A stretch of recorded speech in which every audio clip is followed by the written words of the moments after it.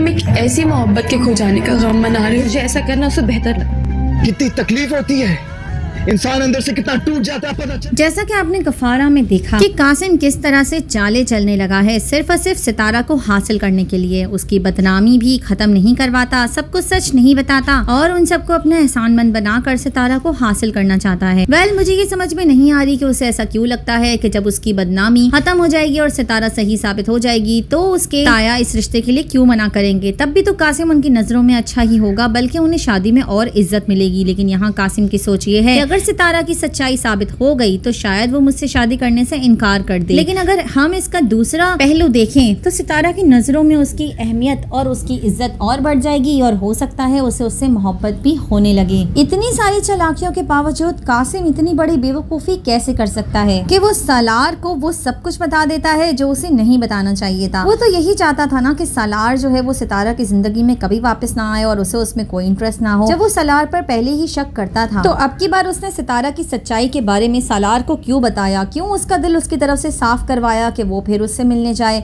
और यही वजह होगी कि सालार और सितारा को मिलता देखकर कासिम एक बार फिर से बदजन हो जाएगा और ऐन शादी के मौके पर सितारा को तन्हा छोड़कर चला जाएगा कि मैं ये शादी नहीं कर सकता और मजबूरी में आकर उसके ताया उसकी शादी फिर से किसी और गलत आदमी से करवाना चाहेंगे। लेकिन ऐन उस वक्त पर सालार वहां पहुंच जाएगा और उससे कहेगा कि मैं लौट आया हूं तुमसे शादी करने के लिए अपना सब कुछ छोड़कर। तो फ्रेंड्स, आपको क्या लगता है इस मुश्किल के वक्त में सितारा थाम लेगी सालार का हाथ और शुरू हो जाएगी इनकी प्रेम कहानी, या फिर निम्मी अपनी चालें चलकर फिर से कर देगी सितारा की जिंदगी को बर्बाद।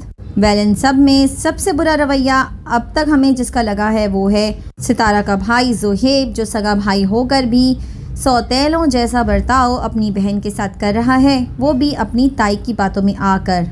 इस तरह के कैरेक्टर्स देखकर आप लोगों को भी समझ आनी चाहिए कि कौन आपसे मीठा बोलकर अपने फ़ायदे के लिए आपको इस्तेमाल कर रहा है।